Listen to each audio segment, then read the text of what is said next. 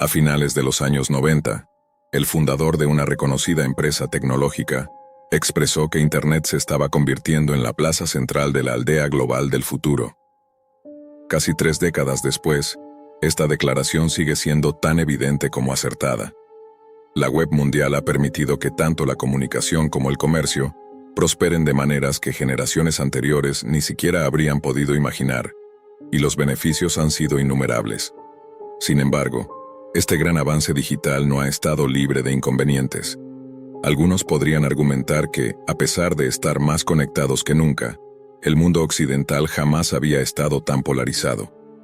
La ingeniería de algoritmos ha derivado en que muchos de nosotros recibamos un flujo constante de indignación fabricada, mientras que los temas virales nos animan a debatir sobre cuestiones triviales, como la pronunciación de una palabra o el color de un vestido. No obstante, esto es solo la punta del iceberg metafórico. Sería comprensible que alguien creyera que la expansión masiva de Internet resultaría en una sociedad global más feliz y reflexiva, pero en ciertos rincones de la red sucede lo contrario. A finales de la primavera de 2020, en pleno auge de la pandemia global de coronavirus, el cierre de escuelas en Estados Unidos obligó a millones de estudiantes a continuar su educación de manera remota. Algunos jóvenes se adaptaron a este cambio de manera admirable, otros no tanto. Un adolescente de 17 años llamado Samuel, que vivía con sus padres en un suburbio cercano a Dallas, Texas, comenzó a sentirse cada vez más aislado conforme las semanas se alargaban. Como muchos jóvenes, buscó un sentido de comunidad en línea. Sin embargo, aunque en apariencia la comunidad que encontró mostraba cierta empatía, en realidad no tenía sus mejores intereses en mente. Cualquier alegría o avance en la vida parece forzado, le comentó Samuel a sus nuevos contactos en línea. Sé que todo es solo una distracción hasta que todo termine. En lugar de brindarle apoyo durante ese difícil periodo de su vida, sus nuevos amigos le hicieron una sugerencia perturbadora. Poco tiempo después, sus padres llegaron a casa y encontraron a Samuel sin vida en su habitación. Había seguido el consejo de sus contactos en Internet y se había quitado la vida.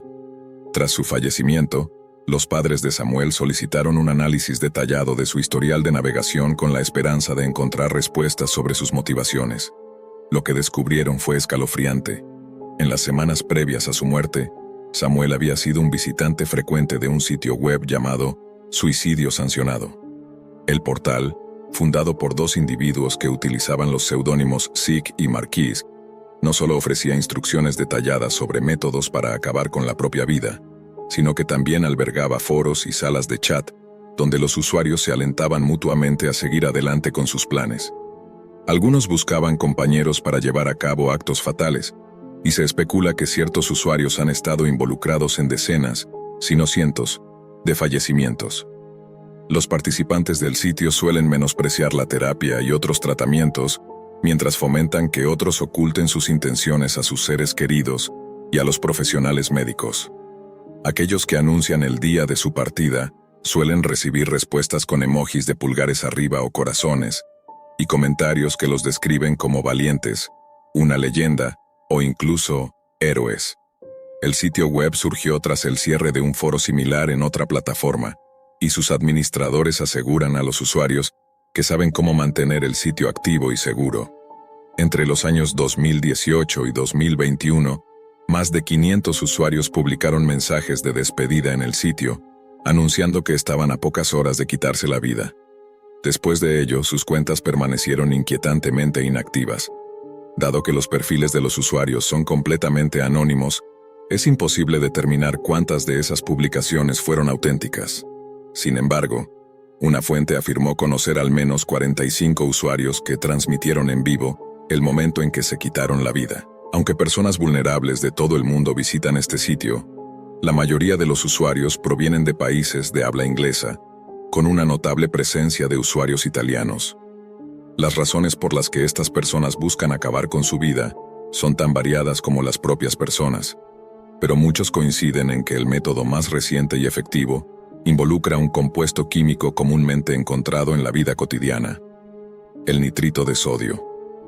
El nitrito de sodio es un polvo amarillento y sin olor, tan fácil de obtener que puede pedirse en línea con entrega a domicilio en menos de 24 horas. Aunque se utiliza principalmente como conservante en carnes procesadas y productos pesqueros, también tiene aplicaciones en el mantenimiento de automóviles, el tratamiento de metales e incluso como antídoto en casos de intoxicación por cianuro. Es probable que, si has consumido un sándwich o tocino en los últimos años, hayas ingerido pequeñas cantidades de esta sustancia. Sin embargo, consumir cantidades excesivas de esta sustancia puede ser letal. Si altos niveles del compuesto ingresan al torrente sanguíneo, se reduce la capacidad de los glóbulos rojos para transportar oxígeno por el cuerpo, lo que resulta en una condición dolorosa y aterradora conocida como metahemoglobinemia. Antes de perder el conocimiento, las víctimas suelen experimentar mareos, confusión y una sensación extrema de falta de aire. Si no reciben atención médica de inmediato, las probabilidades de fallecer debido a hipoxia avanzada son altas. Este tipo de información detallada hizo que el sitio Sanctioned Suicide ganara una popularidad alarmante, atrayendo a más de 6 millones de visitantes únicos al mes, una cifra 4 veces mayor que la de la Línea Nacional de Prevención del Suicidio, NSPL por sus siglas en inglés, que recibe aproximadamente 1,5 millones de visitas mensuales. Sin embargo, a diferencia de la NSPL, que asiste a personas de todas las edades y antecedentes, el sitio atrae principalmente a jóvenes de entre 15 y 24 años. Tal fue el caso de Andrés, un estudiante de secundaria de 17 años, quien descubrió este sitio web en el otoño de 2019. En 2016, cuando tenía 14 años, Andrés comenzó a enfrentar pensamientos depresivos. Tras hablar con sus padres, inició una combinación de terapia y medicación antidepresiva, lo que tuvo un impacto positivo en su vida. Durante los siguientes 2 años, su rendimiento académico mejoró notablemente y encontró una nueva pasión al aprender a tocar la batería. En menos de 1 año, Andrés estaba participando en presentaciones en vivo con la banda de jazz de su escuela. En su tiempo libre, Andrés solía retirarse a su habitación para jugar videojuegos, muchas veces en línea con amigos, lo que sus padres veían como una alternativa positiva al aislamiento que había contribuido a su depresión anterior. Todo parecía ir bien, pero en algún momento de 2019, Andrés comenzó a sufrir intensos dolores estomacales. Esta condición lo obligó a quedarse en casa con mayor frecuencia, y al empeorar, se volvió casi completamente nocturno, dedicando largas horas a navegar por los rincones más oscuros de Internet. Fue durante estas extensas sesiones de navegación que Andrés encontró el sitio Sanctioned Suicide. Al explorar los foros de recursos, se topó con una publicación que describía el uso del nitrito de sodio como un método rápido e indoloro para acabar con la vida. Un usuario incluso le proporcionó un enlace a un sitio web donde podía comprarlo. Andrés descubrió que podía adquirir 500 gramos de nitrito de sodio por un precio bajo. Consumir tan solo 2,6 gramos es suficiente para causar la muerte. Pensé que se suponía que debías sentirte feliz mientras se acerca el momento, escribió Andrés en un hilo que creó en el foro. Pero siento que una parte de mí se aferra desesperadamente. Otro usuario le respondió rápidamente, asegurándole que estaba tomando la decisión correcta. Establecer una fecha siempre me ha causado ansiedad, escribió el usuario anónimo. Pero eventualmente uno tiene que cumplirla, no estás haciendo nada mal. Uno de los usuarios más activos en el sitio, quien se identificaba como Tomás, se había convertido en una figura prominente por publicar guías detalladas sobre cómo obtener e ingerir nitrito de sodio. Según sus publicaciones, Tomás era un hombre divorciado, alejado de sus hijos y profundamente deprimido.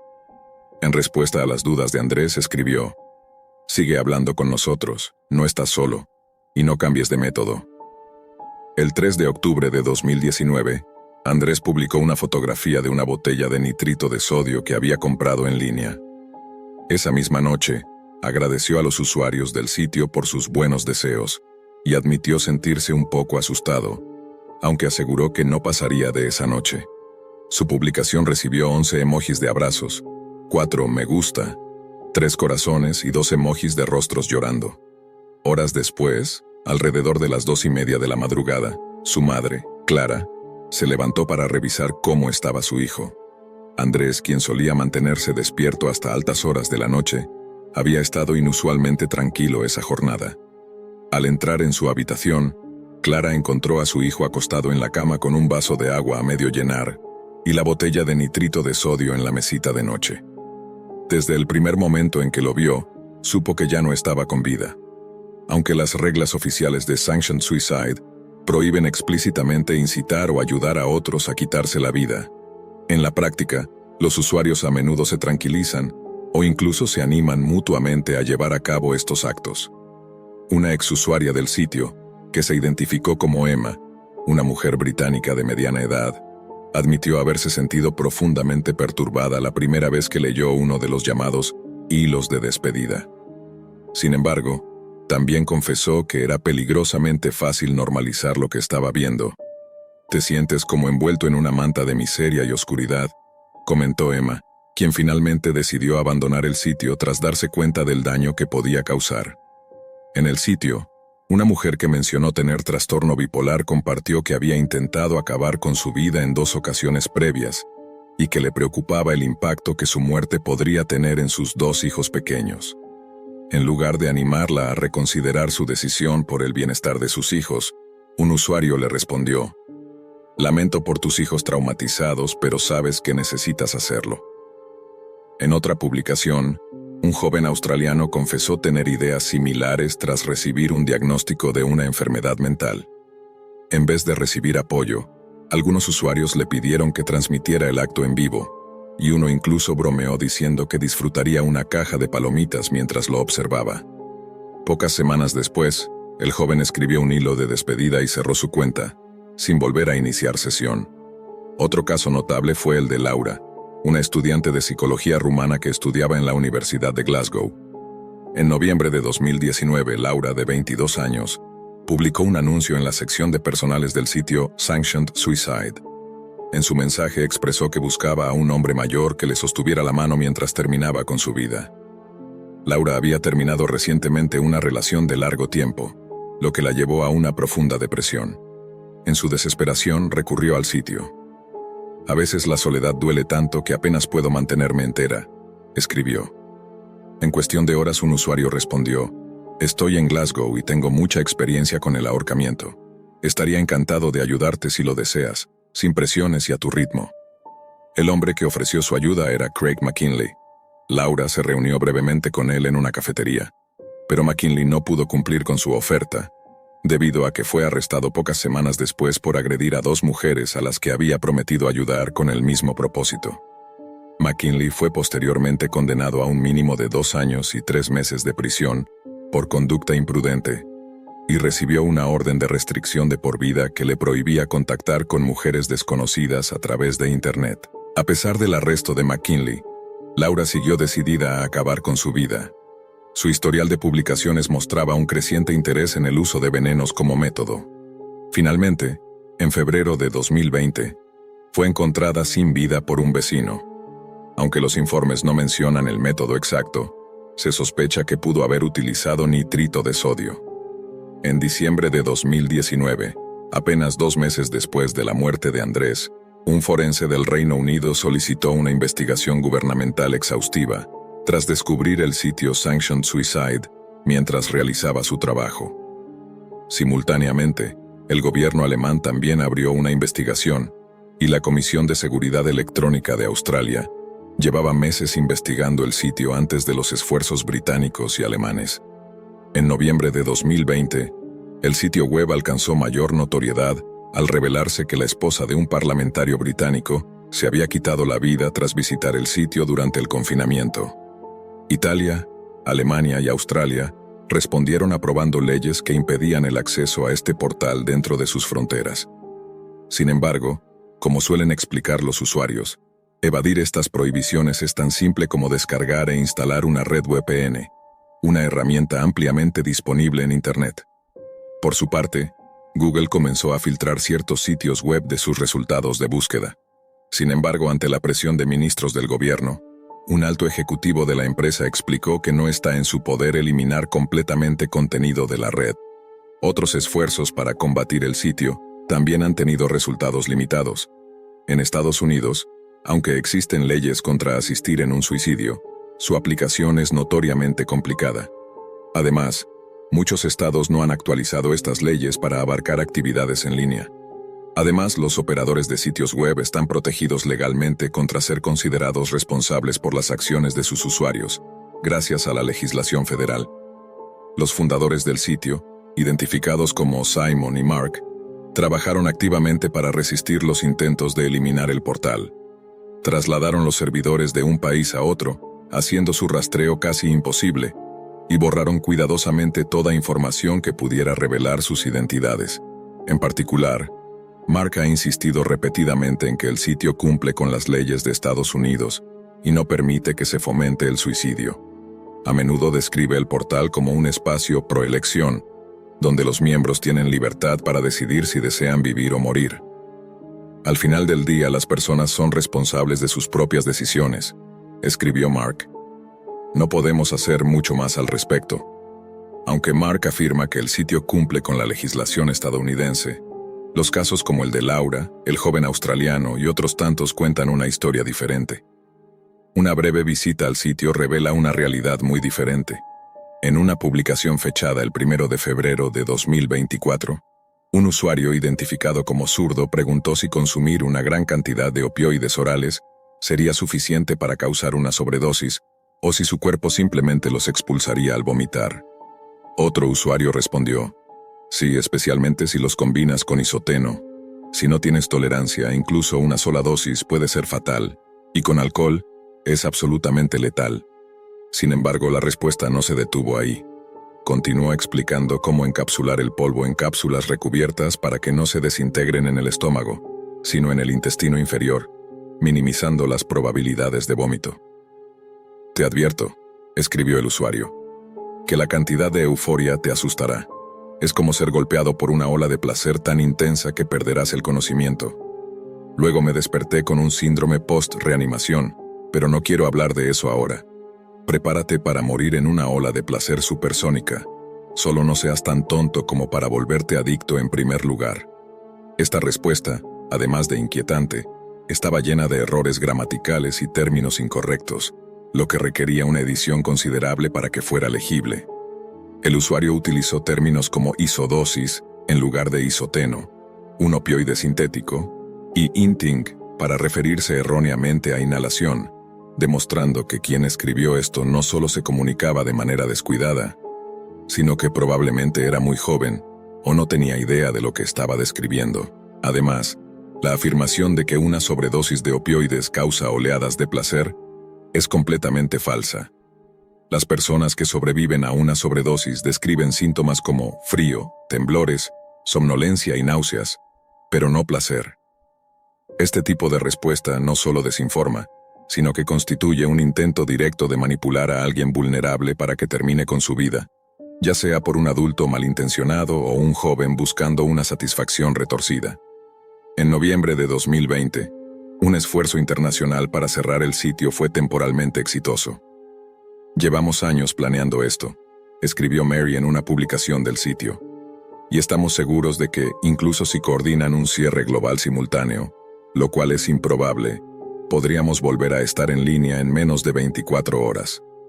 Los fundadores, Simon y Mark, tomaron medidas adicionales para asegurar el funcionamiento del sitio, prohibiendo la compartición de información personal, aparentemente para proteger a los usuarios. Sin embargo, en realidad, esto dificultaba que los familiares o las autoridades identificaran a personas en riesgo y ofrecieran ayuda a tiempo. Si estás preparando tu partida, contacta a un moderador para que podamos asistirte con los preparativos, escribió Simon en otra publicación. También anunció que las cuentas que publicaran hilos de despedida serían eliminadas tras un periodo de tiempo, supuestamente para proteger la privacidad de los usuarios. Pero esto también impedía que las familias de las víctimas obtuvieran alguna forma de cierre o respuestas. En publicaciones posteriores, Simon reveló un poco de sus propios pensamientos suicidas. No hay mucho que contar sobre mí, excepto que nunca he encontrado una razón real para estar aquí, escribió. Hay muy pocas cosas que valore en esta vida. Por su parte, Mary también confesó haber considerado quitarse la vida en el pasado, y describió la comunidad como un espacio donde las personas podían hablar abiertamente sobre sus problemas, sin preocuparse por ser salvadas o recibir palabras vacías de consuelo. A pesar de sus declaraciones, ninguno de los fundadores ha llevado a cabo lo que tanto promueven en el sitio. Durante casi 10 años de funcionamiento, Simon y Mark han seguido vivos, lo que genera preguntas sobre sus verdaderas motivaciones. Una pista más clara surgió en 2019, cuando se descubrió que Simon también administraba un sitio web dedicado a los llamados incels. El término incel, que significa célibe involuntario, se refiere a personas que creen que no pueden atraer a miembros del sexo opuesto debido a su apariencia o estatus social. En lugar de intentar mejorar sus circunstancias, muchos de ellos adoptan actitudes de envidia, resentimiento y, en algunos casos, ideas de retribución violenta. Al igual que Sanctioned Suicide, la comunidad incel solía congregarse en un foro de Reddit, pero fue prohibida en 2017 tras el tiroteo en la escuela secundaria Aztec. El perpetrador del tiroteo mencionado anteriormente tenía un tatuaje de un grupo asociado con la filosofía de los incels, que está estrechamente vinculada con ciertos ideales de la manosfera. Tras la prohibición del foro de Reddit donde solían congregarse, Simon aprovechó la oportunidad para crear lo que llamó un hogar para los marginados y posicionarse en contra de la censura digital. En una primera publicación cargada de pasión, defendió su sitio como un espacio necesario. Sin embargo, en una entrevista posterior, Simon admitió que gran parte de las discusiones en torno a los incels era un combustible para el suicidio. Esto plantea preguntas. ¿Realmente intentaba Simon crear un refugio para quienes sufrían en un mar de desprecio? ¿O había un motivo más siniestro detrás? Uno que fomentara espacios donde la negatividad se convirtiera en la norma. Por su parte, Mark ha negado categóricamente que sus sitios expongan a jóvenes a contenido dañino.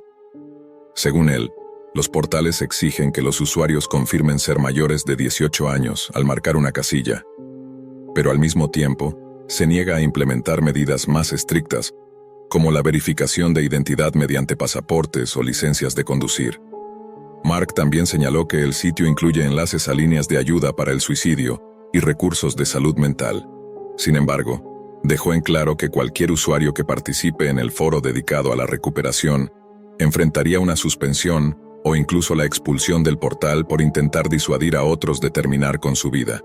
Mary, en cambio, desestimó los intentos de cerrar el sitio como típica tontería prohibitiva y aseguró que estaba dispuesta a defender su postura en un tribunal. «Nunca prevalecerán con la censura», escribió. «Si la gente quiere cambiar, si busca superarse, básicamente toda la web está disponible para eso. Pero seamos honestos, no todos tienen una salida». En enero de 2021, Sharon, la madre de Samuel, el joven de 17 años mencionado anteriormente, contactó a Robert Davis, un alto ejecutivo de una empresa que proporcionaba dominios web, implorándole que eliminara el sitio Sanctioned Suicide. Davis intentó dialogar con Simon y Mary para llegar a un entendimiento, pero tras una larga conversación, emitió una declaración contundente. Los propietarios del sitio carecen de empatía, compasión o intención de usar la plataforma para el bien. Poco después, anunció que los servicios para el sitio serían terminados de inmediato.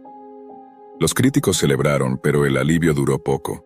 En cuestión de días, el sitio volvió a estar en línea bajo el dominio sanctionedsuicide.net, el cual sigue activo hasta la fecha. En el estado de Missouri, un amigo de un hombre que se quitó la vida usando nitrito de sodio contactó a la policía, tras descubrir que la víctima era visitante frecuente del sitio. No solo había recibido instrucciones sobre dónde comprar el compuesto, sino también cómo consumirlo. En el llamado hilo de despedida, los usuarios del sitio celebraban la muerte del hombre mientras sucedía. Aunque el amigo buscó justicia, el caso no prosperó debido a la falta de evidencia física de que alguien lo hubiera asistido directamente. Un detective de Missouri explicó que, sin pruebas tangibles, era imposible llevar el caso a juicio. Comparó el caso con el de Michelle Carter, quien fue condenada en Massachusetts en 2017 por instar a su novio a suicidarse. Sin embargo, la diferencia radicaba en que Carter había actuado como individuo identificable, mientras que los usuarios de estos foros permanecen completamente anónimos. William Hayter, un detective retirado de Minnesota que ayudó a condenar a un hombre por un caso similar en 2011, señaló: Estoy convencido de que hay personas capacitadas que podrían manejar este tipo de crímenes en Internet, pero no estamos equipados para ello. Según datos del Centro para el Control de Enfermedades, la tasa de suicidio ajustada por edad en Estados Unidos aumentó un 33% entre los años 2000 y 2020. En 2023, más de 50.000 estadounidenses se quitaron la vida, una cifra más alta que las muertes por accidentes de tráfico en el mismo periodo. Este número no incluye las muertes asistidas por médicos en los estados donde esta práctica es legal, restringida solo a personas con enfermedades terminales. Algunos han calificado esta crisis como una epidemia. Estados Unidos enfrenta un desafío como nunca antes, uno que no se encuentra en enemigos externos, sino en una batalla interna. Al igual que nuestros antepasados dejaron sus herramientas agrícolas por armas en siglos pasados, quizás sea nuestro turno de convertirnos en soldados ciudadanos, dispuestos a enfrentar el mayor enemigo que muchos de nosotros jamás hemos conocido: nosotros mismos. En diciembre de 2010, el ciudadano chino Ming Zhou llegó a su nuevo hogar en Montreal, Canadá. A sus 31 años, emigró con la intención de estudiar ingeniería informática y expresó a un funcionario de inmigración: deseo disfrutar de su idioma, sus oportunidades y su aire fresco. 18 meses después, estaba inscrito como estudiante internacional en la Facultad de Ingeniería Informática de la Universidad de Montreal y se sostenía económicamente trabajando como dependiente en una tienda de conveniencia. Ming había estado casado, pero tras mudarse a Canadá, tenía libertad para entablar relaciones homosexuales con otros hombres. Su orientación sexual había sido un secreto muy bien guardado en su China natal, y ahora Ming disfrutaba de su recién adquirida libertad en el más liberal ambiente canadiense. Eventualmente, Ming encontró un novio, pero después de casi un año de relación, recibió una llamada de sus padres desde China, quienes insistieron en que encontrara una novia y se asentara. Convencido de que no tenía futuro con su pareja actual, Ming decidió terminar la relación. Sin embargo, como muchos, aún tenía deseos, y para satisfacerlos descargó una aplicación de citas llamada Grindr, comenzando a tener encuentros breves con desconocidos de ideas afines. Uno de esos extraños era un hombre caucásico alto de 33 años, con cabello rubio oscuro y una mirada penetrante de rasgos eslavos. Su nombre real era Alan Cooper, aunque en Grindr se hacía llamar Víctor Daquila. Víctor nació en Ontario durante el verano de 1982, siendo el primero de 3 hijos de George y Martha Cooper. Su madre tenía una obsesión por la limpieza y mantenía tanto la casa como a sus hijos bajo reglas estrictas de higiene.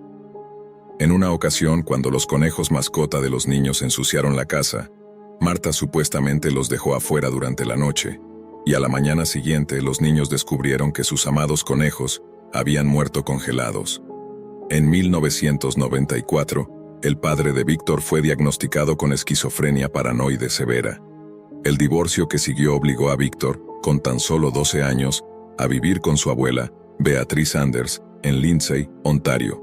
2 años después, Víctor asistía a la escuela secundaria cercana cuando comenzó a desarrollar serios problemas de comportamiento. Su estado de graduación es incierto, pero sabemos con seguridad que en sus últimos años de adolescencia, recibió la noticia que su madre y su abuela siempre habían temido. Fue diagnosticado con esquizofrenia. Como resultado, comenzó a recibir una asignación mensual por discapacidad del gobierno canadiense, lo que significaba que no tenía que trabajar necesariamente. Sin embargo, a los 21 años, Víctor se sintió inquieto y buscó empleos más recreativos. Comenzó como bailarín en clubes nocturnos, luego trabajó como acompañante, y más tarde apareció en varias producciones de entretenimiento para adultos. Víctor también apareció en una publicación de estilo de vida gay de Toronto, bajo un seudónimo. Sin embargo, ese mismo año tuvo su primer roce con la ley canadiense.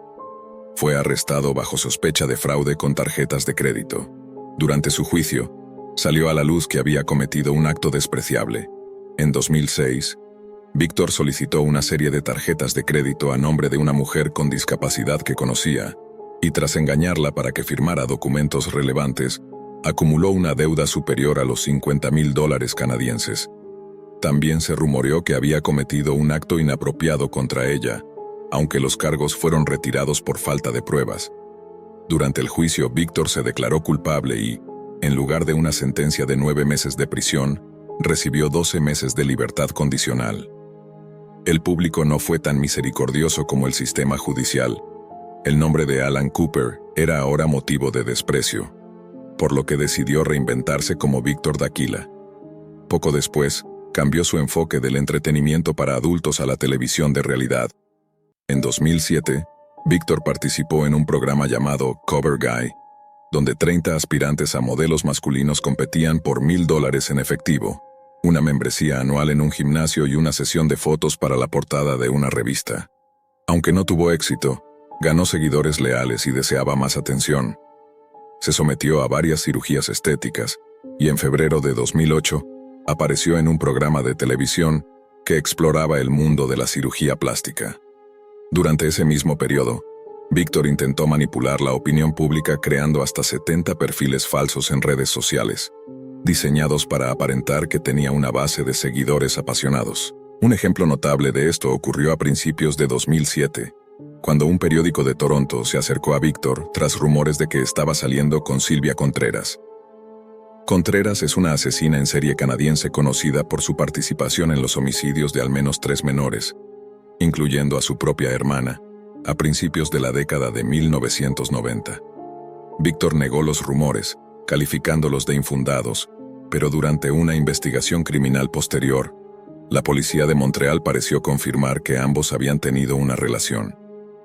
Sin embargo, cuando los periodistas cuestionaron la veracidad de estas afirmaciones, un portavoz del departamento se retractó rápidamente, admitiendo que se habían basado en rumores sin fundamento publicados en redes sociales. Aunque es imposible confirmarlo, muchos sospechan que estos rumores fueron creados por el propio Víctor como parte de una astuta campaña de autopromoción. Sin embargo, hay pruebas perturbadoras que sugieren que la elección de Víctor de una supuesta novia no fue en absoluto aleatoria.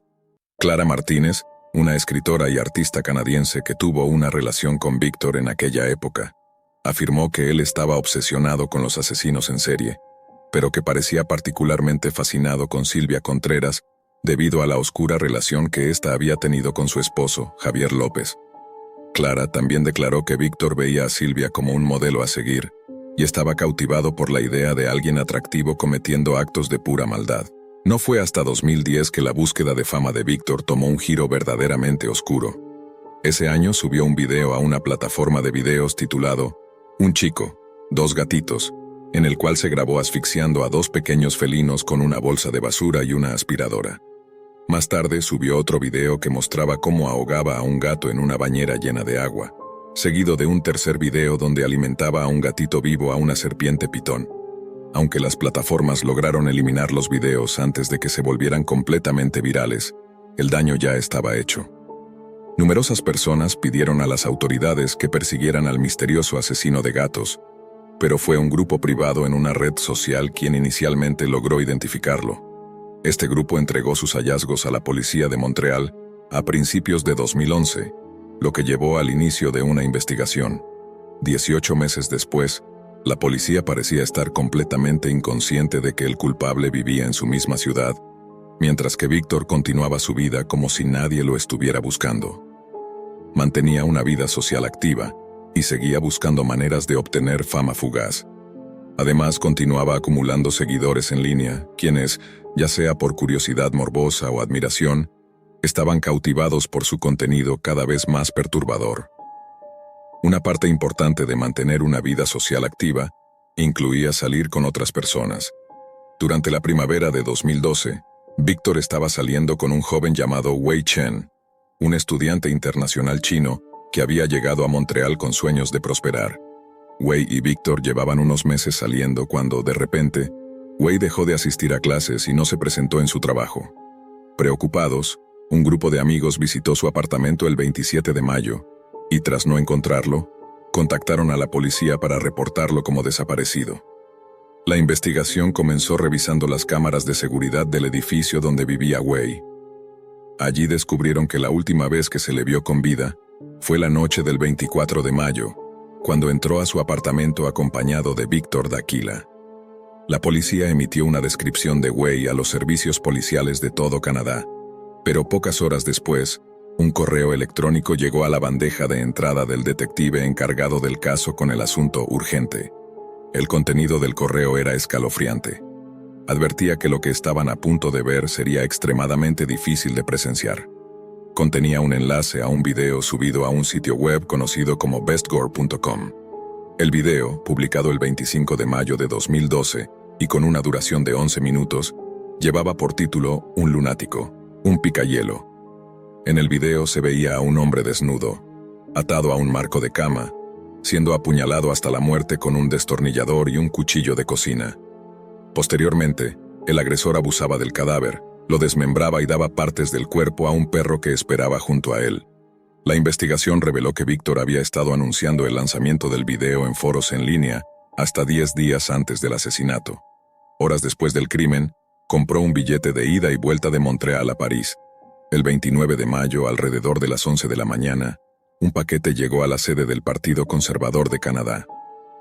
El mensajero que entregó el paquete notó un gran símbolo de corazón rojo dibujado en la caja, pero inicialmente no sospechó nada fuera de lo común. Durante el proceso de transportar el paquete a su destinatario, el contenido se había perturbado repetidamente. Para cuando el mensajero llegó a entregarlo, un rastro pegajoso de sangre había comenzado a filtrarse a través de los pliegues del cartón. Esto llevó al equipo de seguridad del edificio a llamar apresuradamente a las fuerzas del orden. Pasaron varias horas antes de que un equipo forense llegara al lugar, pero cuando finalmente lo hicieron, un oficial con guantes abrió la caja y descubrió un pie humano amputado en su interior, junto con una nota que indicaba que 6 partes del cuerpo habían sido distribuidas por toda la ciudad y que el responsable planeaba matar de nuevo. Simultáneamente, un paquete similar, también manchado de sangre, fue interceptado en una instalación de procesamiento de correos en Montreal. Este paquete estaba dirigido a la sede del Partido Liberal de Canadá y contenía una mano humana amputada.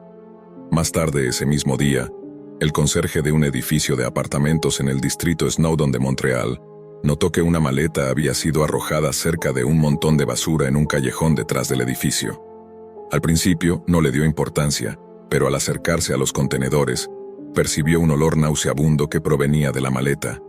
Llamó a la policía, y tras inspeccionarla, los oficiales descubrieron que contenía restos humanos desmembrados.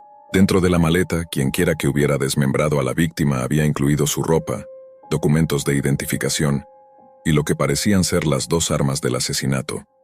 Así fue como la policía determinó que la víctima era Wei Chen, el estudiante internacional desaparecido. Después de revisar las grabaciones de las cámaras de seguridad del edificio, confirmaron que Víctor Daquila había sido quien descartó la maleta. Más tarde esa noche, la policía registró el apartamento que Víctor había estado alquilando en Der Rail Boulevard. Allí encontraron manchas de sangre en varios muebles, incluido el refrigerador, el colchón, una mesa y la bañera. En el baño, Víctor había escrito en el espejo: "Si no te gusta lo que ves, no mires en el espejo". El 5 de junio de 2012, un paquete que contenía el pie derecho de Wei fue entregado a la Escuela Independiente St. George en Montreal, mientras que otro paquete, con su mano derecha, fue enviado a la escuela primaria Falls Creek en Vancouver, Columbia Británica. Casi un mes después, el 1 de julio, la cabeza de Wei fue recuperada en el borde de un pequeño lago en el Parque Angrignon de Montreal, tras una pista anónima enviada a la policía. Ese mismo día, se emitió una orden de arresto nacional contra Víctor, acusándolo de asesinato en primer grado, ultraje a un cadáver, envío de materiales obscenos y acoso criminal a políticos canadienses. A principios de junio, la orden de arresto nacional se transformó en una búsqueda internacional, cuando la Interpol emitió una notificación roja para su captura. Víctor fue rastreado hasta Francia, donde su señal de teléfono celular lo ubicó en un hotel en Bagnolet. La policía francesa rodeó rápidamente el lugar, pero descubrieron que Víctor había abordado un autobús con destino a Berlín, Alemania. Afortunadamente, la policía alemana actuó con rapidez y, tras identificar su paradero, lo detuvo en un cibercafé. Según testigos, Víctor estaba leyendo noticias sobre sí mismo en inglés en el momento de su captura, el 18 de junio de 2012. Víctor fue trasladado de regreso a Canadá en un avión CC-150 de la Real Fuerza Aérea Canadiense, que aterrizó en el Aeropuerto Internacional de Mirabel al norte de Montreal. Las autoridades justificaron el uso de una aeronave militar debido a preocupaciones de seguridad, evitando así riesgos asociados con vuelos comerciales. También señalaron que un vuelo comercial podría haber sido desviado a un país sin tratado de extradición, algo que temían profundamente. Aunque no era de la manera que Víctor había imaginado, finalmente cumplió su deseo de volar en un jet privado. A su llegada a Canadá, fue puesto en confinamiento solitario en el centro de detención Rivière-des-Prairies. El primer ministro de Canadá, Stephen Harper, expresó su satisfacción por la captura de Víctor y felicitó a las fuerzas policiales por su eficacia. Sin embargo, Bob Reeve, miembro de la oposición en el Parlamento, fue más contundente. Señaló que convertir el caso en una sensación mediática era precisamente lo que Víctor quería. A pesar de estas advertencias, Víctor fue nombrado Personaje del Año por ciertos medios de comunicación y más tarde inmortalizado en el documental Don't Fuck with Cats. Después de una vigilia a la luz de las velas en el centro de Montreal, a la que asistieron los padres de Wei Chen, la víctima fue incinerada. El 11 de julio de 2012, el mes anterior, Víctor Daquila había comparecido ante el tribunal mediante videollamada para declararse no culpable de todos los cargos a través de su abogado. Más tarde, se presentó en persona en un tribunal de alta seguridad en Montreal para solicitar un juicio conjurado. En su audiencia preliminar, el 11 de marzo de 2013, el equipo de defensa de Víctor solicitó que los medios y el público fueran excluidos por completo de la audiencia. Sin embargo, la solicitud fue denegada al día siguiente, lo que llevó a uno de los abogados de Víctor a renunciar. El mes siguiente, Víctor fue formalmente acusado de asesinato en primer grado, ofensas indignantes a un cadáver humano, distribución de materiales obscenos y acoso criminal. Aunque admitió haber cometido los actos, se declaró no culpable bajo la defensa de responsabilidad disminuida, esencialmente una declaración de locura. El juicio duró 12 semanas, y desde el primer día el juez instruyó a los jurados que Víctor había admitido las acciones subyacentes a los crímenes, pero que su tarea sería determinar si había cometido los 5 delitos con el estado mental requerido para cada uno. Las pruebas presentadas incluían un par de tijeras, 2 cuchillos, un destornillador, una sierra y un martillo, todos utilizados para asesinar y desmembrar a la víctima. La fiscalía argumentó que el asesinato de Wei Chen había sido organizado, premeditado, y que Víctor actuó de manera intencional y meticulosamente planificada, siendo completamente responsable de sus acciones. Por otro lado, el equipo de defensa afirmó que Víctor estaba en un estado psicótico en el momento del crimen, lo que lo hacía incapaz de asumir responsabilidad. El tribunal escuchó un testimonio desconcertante de Víctor, quien dijo a un psiquiatra que un cliente abusivo llamado Manny lo había obligado a cometer el asesinato de Wei. Esta afirmación desconcertó inicialmente a los investigadores, ya que algunos teorizaban que Víctor había recibido ayuda para desmembrar el cuerpo y escapar del país. Sin embargo, la afirmación resultó ser falsa y se demostró de una manera peculiar. Tras establecer que Víctor tenía una obsesión con el personaje de Sharon Stone en la película Basic Instinct, los investigadores comprendieron por qué había titulado su video Un lunático, un picahielo y por qué había pintado un destornillador plateado antes de cometer el crimen. Víctor estaba intentando replicar el picahielo utilizado en una de las escenas de asesinato de la película. El supuesto Manny no era más que una invención, inspirada en el prometido del antagonista en la película, Manny Vázquez. Aunque para algunos esto podría haber sido una señal de locura, la fiscalía argumentó que el uso de drogas ilegales durante la adolescencia de Víctor había llevado a síntomas que imitaban la esquizofrenia. Además, citaron el diagnóstico del Dr. Joel Paris, del Hospital General de Montreal, quien concluyó que Víctor padecía un trastorno de personalidad límite, pero no esquizofrenia. La fiscalía acusó a Víctor de fingir su enfermedad mental para sustentar su defensa. Después de un juicio de 12 semanas que incluyó casi 10 semanas de testimonios, el jurado deliberó durante 8 días antes de emitir su veredicto. Víctor fue declarado culpable y sentenciado a cadena perpetua obligatoria. Será elegible para solicitar libertad condicional después de cumplir 25 años de prisión. También recibió una condena adicional de 19 años por otros cargos, los cuales se cumplirán de manera concurrente. Esto significa que probablemente cumplirá un total de 30 años en prisión antes de tener la oportunidad de obtener la libertad. Bob Reeve, quien ahora trabaja como representante permanente de Canadá ante las Naciones Unidas, comentó sobre el caso y las consecuencias del juicio. Tras la sentencia, Víctor fue trasladado al centro penitenciario de máxima seguridad en Quebec, donde ha permanecido en confinamiento solitario debido a preocupaciones tanto de seguridad personal como de manejo de su comportamiento. Los informes iniciales del personal penitenciario describen a Víctor como cooperativo pero reservado.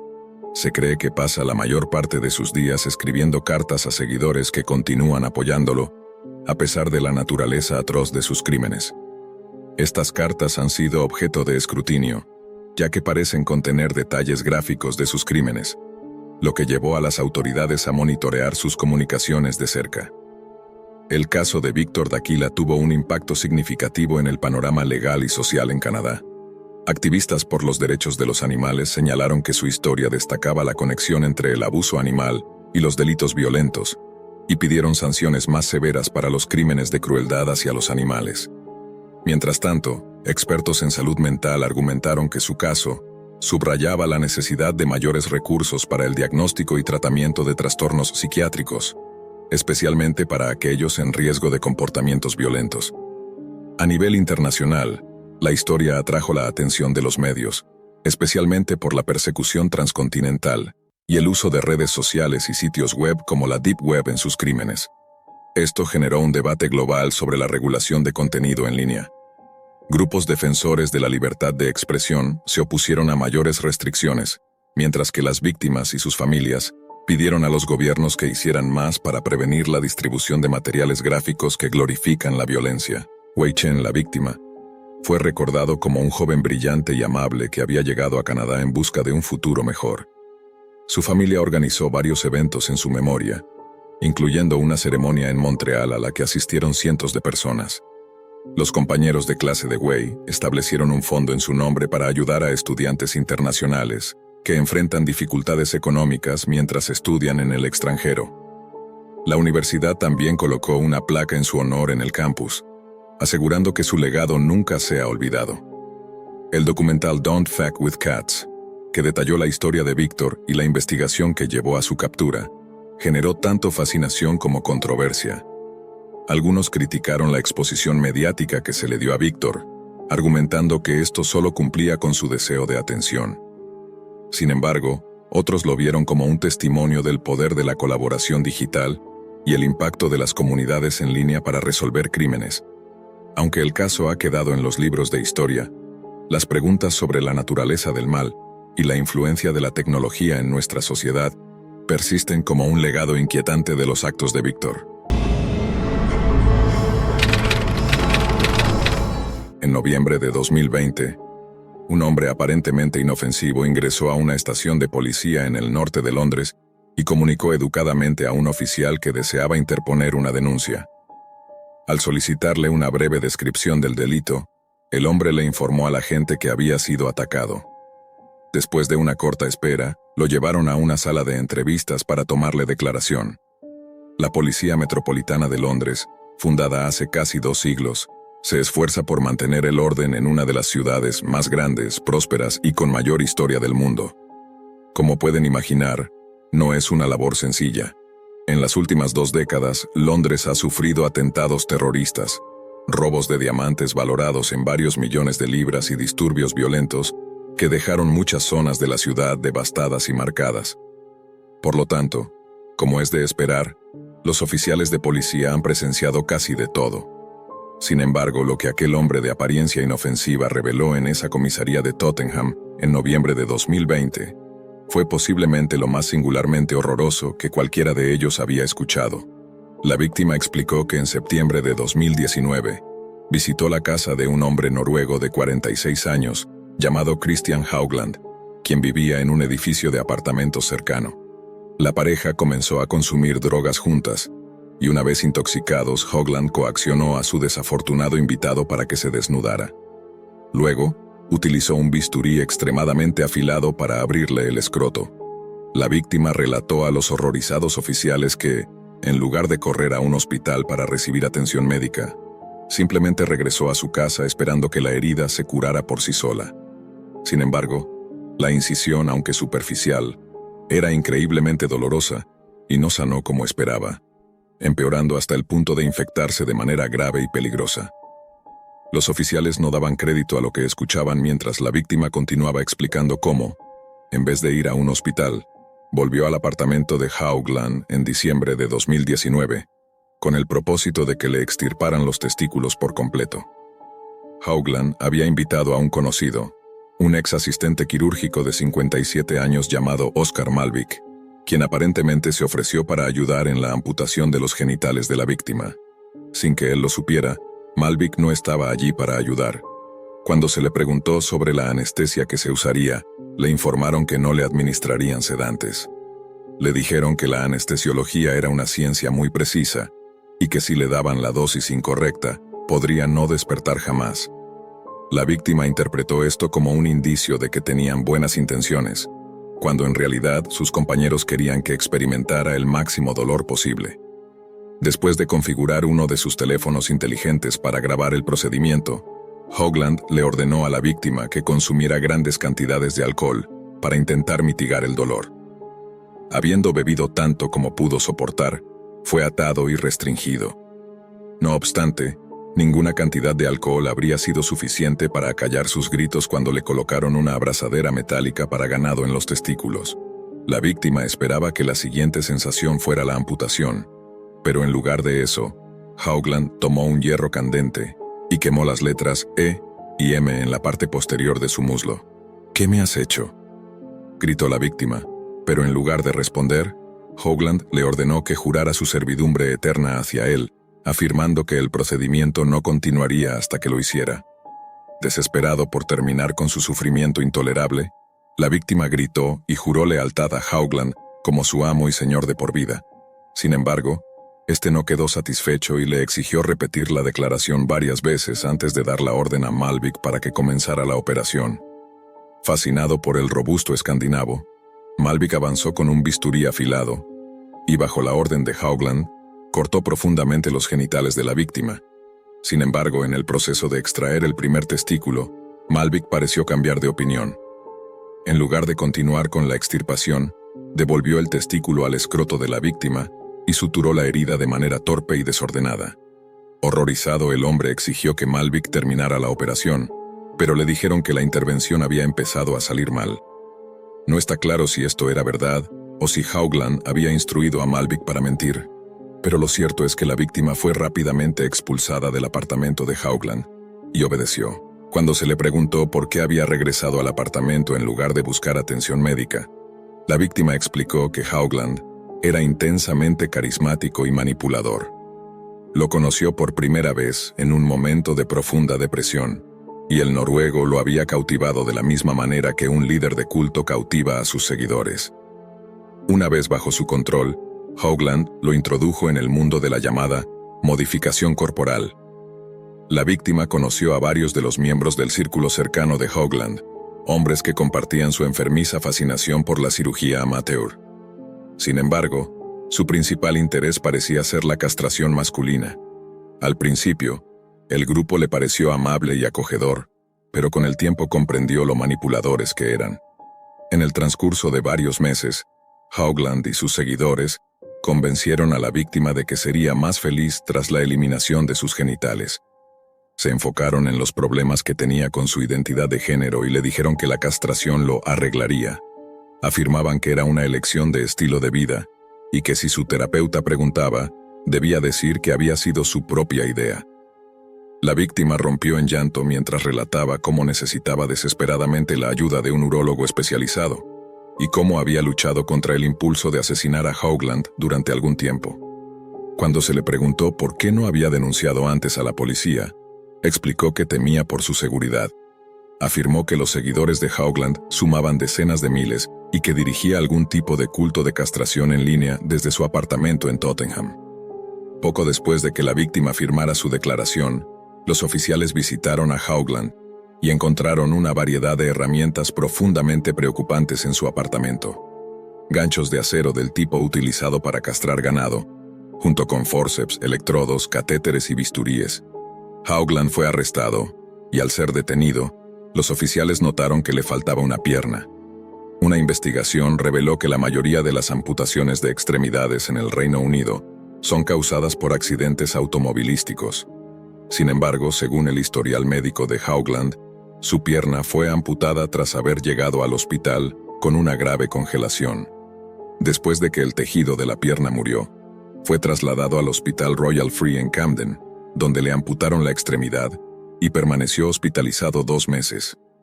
Tras su alta, quedó confinado a una silla de ruedas y al no poder trabajar como solía, reclamó cerca de 20.000 libras en subsidios por discapacidad entre julio de 2019 y octubre de 2021. Sin embargo, esta no fue la única mutilación a la que se sometió.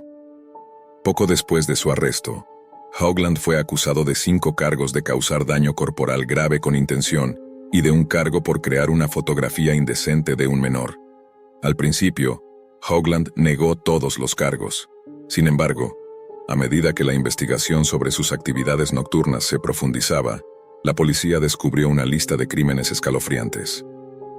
El 18 de febrero de 2017, Haugland contactó a un acompañante masculino de 29 años llamado Daniel Pierce. Solo unos meses antes, la pareja se había conocido a través de una aplicación de citas en línea, y en el proceso de compartir sus fantasías más oscuras, Haugland confesó su deseo de castrarse a sí mismo. Pero no solo eso, quería que Pierce lo ayudara a llevarlo a cabo. Pierce más tarde explicó que, en un principio, dudaba en participar en el procedimiento. «No tengo problema con eso», le dijo a Haugland por mensaje de texto, «pero perderás mucha sangre y casi morirás». Haugland entonces le aseguró que había estudiado diversos métodos seguros de castración y que ya había realizado el procedimiento exitosamente en no menos de 26 hombres distintos. Ahora era su turno de convertirse en lo que describía como un null, un término derivado de la palabra nulificación genital. Para garantizar su cooperación, Pierce recibió una oferta inicial de 750 libras, aunque más tarde se estableció que esto solo era un anticipo. A Pierce se le prometió una suma mayor por su participación. Haugland explicó que grabaría todo el proceso y que el video sería subido a un sitio web que él controlaba. Cuando Pierce preguntó por el nombre del sitio, le dieron un nombre que sería recordado con horror: unmakermacaque.com. El video que posteriormente se subió es quizás una de las grabaciones más perturbadoras jamás vistas. No solo es inquietantemente gráfico, sino que los matices eróticos que contrastan marcadamente con la realidad hacen que las imágenes sean aún más impactantes. Al finalizar el terrible procedimiento en el que se utilizó un cuchillo de cocina, Pierce mira directamente a la cámara y dice: «Bueno, eso es uno para la lista de deseos». Después, Haugland contactó con los servicios de emergencia y le dijo al operador: «Intenté hacer una cirugía, es más que una circuncisión». Fue trasladado de urgencia al hospital y derivado a una unidad psiquiátrica para su evaluación. Allí, declaró a los médicos que había participado voluntariamente en su propia castración y que estaba completamente cuerdo. A pesar de las dudas de los doctores del NHS, Haugland fue dado de alta tras solo 72 horas. Casi de inmediato, contactó de nuevo a Daniel Pierce. Pierce, quien confesó haber vomitado al salir del apartamento de Haugland, fue informado de que se habían planificado más castraciones y fue invitado nuevamente a participar como, en sus palabras, un ayudante sexy y perverso. Durante los siguientes 2 años, Pierce recibió más de 6.000 libras por participar en varios actos de mutilación intencional. Pero Pierce no era el único cómplice de Haugland. Después de su arresto en noviembre de 2020, la policía descubrió que Haugland había estado en contacto con un joven llamado Jacob Creamy Appleton. Se conocieron por primera vez en septiembre de 2018, cuando Jacob tenía solo 17 años. Tras establecer una relación retorcida de atracción y una especie de vínculo paternal, Haugland comenzó a introducir al joven Jacob en el mundo de la modificación corporal. En algún momento, Haugland se jactó de que guardaba los testículos de sus víctimas voluntarias en frascos con líquido conservante, a lo que Jacob respondió: Eso es asombroso. Posteriormente, Hoagland lo convenció de participar en sus perversos planes. Jacob fue invitado a presenciar la amputación de la pierna de Hoagland, y a lo largo de meses de discusión, planificaron meticulosamente cómo llevar a cabo la extremada operación sin desangrarse. El 21 de febrero de 2019, un Jacob Appleton de 18 años viajó desde su hogar en el suburbio londinense de Epsom hasta el apartamento de Hoagland en Tottenham. Hoagland recibió al joven y lo llevó a la cocina, donde Jacob observó un gran contenedor lleno de agua y hielo. Durante las siguientes 8 horas, Hoagland mantuvo su pierna sumergida en el agua helada, mientras Jacob añadía más y más hielo para asegurar que el agua permaneciera gélida. Como muchos otros de sus procedimientos, Hoagland grabó en video el proceso.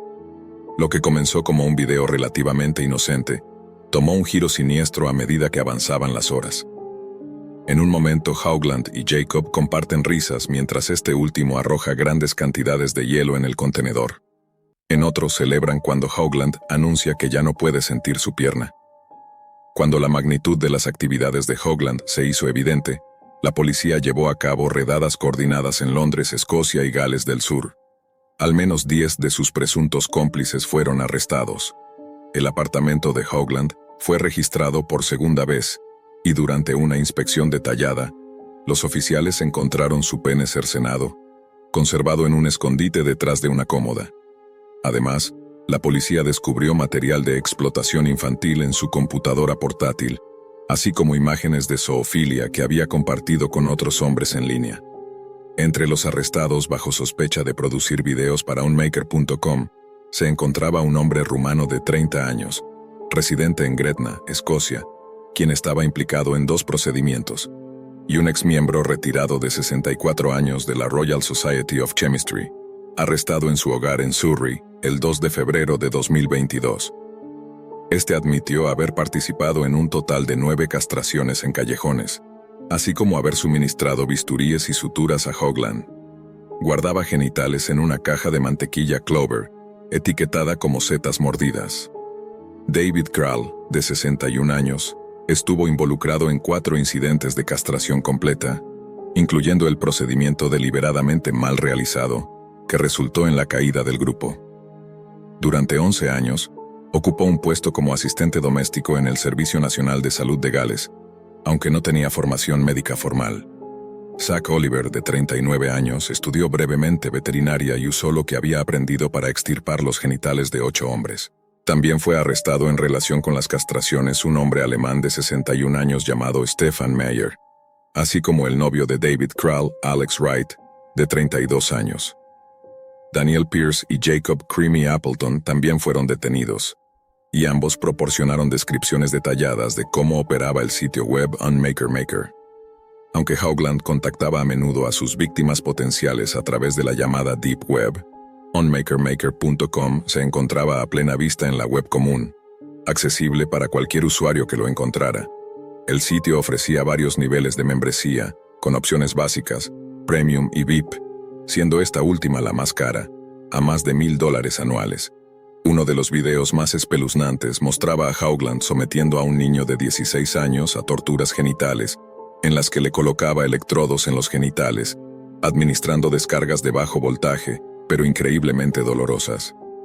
Mientras tanto, Hoagland obligaba al joven a jurarle servidumbre eterna. En otro video, animaba a un hombre sueco a amputarse partes de su cuerpo en 2 grabaciones de FaceTime, filmadas con 3 días de diferencia.